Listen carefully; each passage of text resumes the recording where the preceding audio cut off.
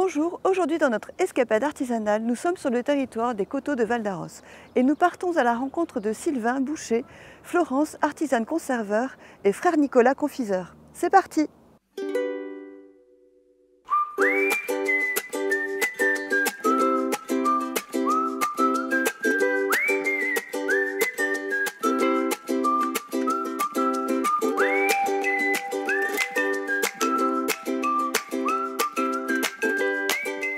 Bonjour Sylvain. Bonjour.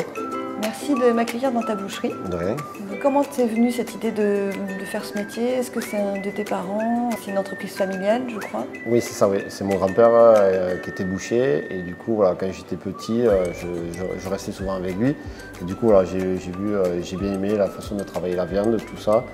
Et donc du coup, voilà, ils avaient créé l'entreprise avec mon père et mon oncle. Et après, du coup, moi, je suis arrivé en 95 en tant qu'apprenti. Et après, du coup, voilà, je suis resté ici et je suis depuis 2014 dans ces locaux ici avec ma propre boucherie. Donc je vois tes beaux produits qui me donnent envie et où est-ce que tu te fournis? Oui, alors j'ai un producteur pour l'agneau et le porc dans les Hautes-Pyrénées. Et après, j'ai un grossiste qui lui achète à la Haute-Garonne, dans le Gers et dans les Hautes-Pyrénées aussi, pour le bœuf et le veau. Voilà. Donc ça reste très local. Oui, voilà, j'essaye au maximum d'acheter le plus près de Pouillasruc. Qu'est-ce que tu aimes dans ce métier? Pourquoi tu as choisi ce métier? Eh bien, parce que bon, je l'ai découvert avec mon grand-père et du coup voilà, ça m'a plu la façon de découper, d'avoir un produit brut au départ et l'avoir fini pour le mettre en vitrine après. Et après surtout avec le contact avec la clientèle et après voilà, parce que j'aime bien cuisiner tout ça, donc du coup voilà, leur expliquer la façon de préparer les morceaux, tout ça. Voilà. Ça c'est vrai que c'est intéressant de leur donner des conseils. J'imagine qu'ils te demandent souvent. Oui, voilà, souvent, ouais, voilà, pour savoir comment le cuisiner. Et pour les cuissons, souvent, pour les rôtis de bœuf, tout ça, voilà, le temps de cuisson, tout ça, pour les guider. Très bien. Voilà. Merci beaucoup. De rien.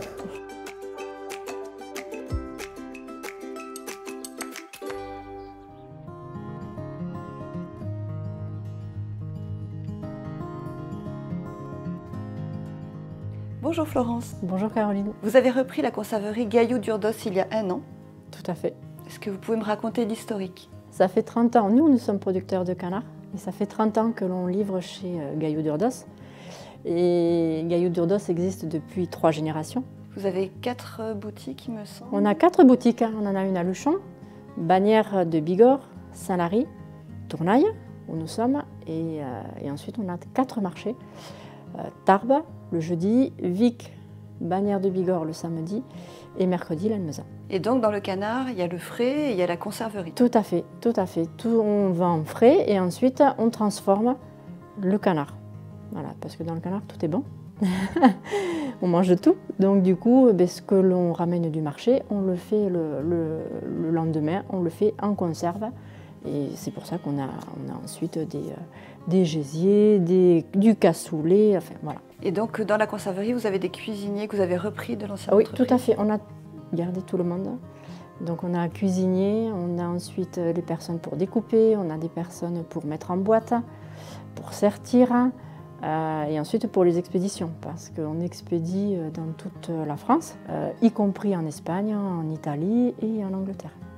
Et donc les recettes que vos cuisiniers utilisent dans la conserverie datent de 3 générations. De 3 générations. C'est pour ça qu'on a gardé le nom Gaillou d'Urdos, parce qu'on voulait récupérer les recettes Gaillou d'Urdos. C'est des vieilles recettes de nos anciens et elles sont très très bonnes. Il n'y a pas de raison de les changer. Non, aucune. Aucune raison de changer. Merci beaucoup Florence. Merci beaucoup. À bientôt.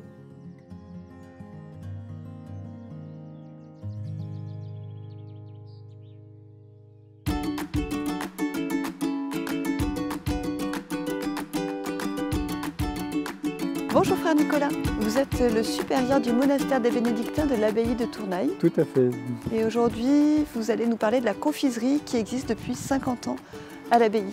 Voilà, donc la spécificité de notre règle de vie, la règle bénédictine, elle précise que les moines doivent vivre du travail de leurs mains. Donc notre vie est basée à la fois sur les temps de prière et sur les temps de travail.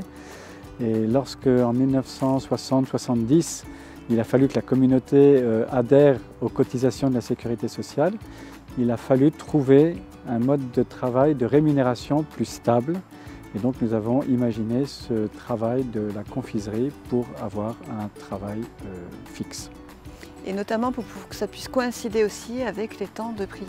Voilà, puisque le travail de la pâte de fruits, hormis la cuisson qui est vraiment spécifique, l'autre partie du travail est un travail manuel, je dirais basique, de sucrage de la pâte de fruits, enrobage de chocolat ou mise en boîte et en alvéole.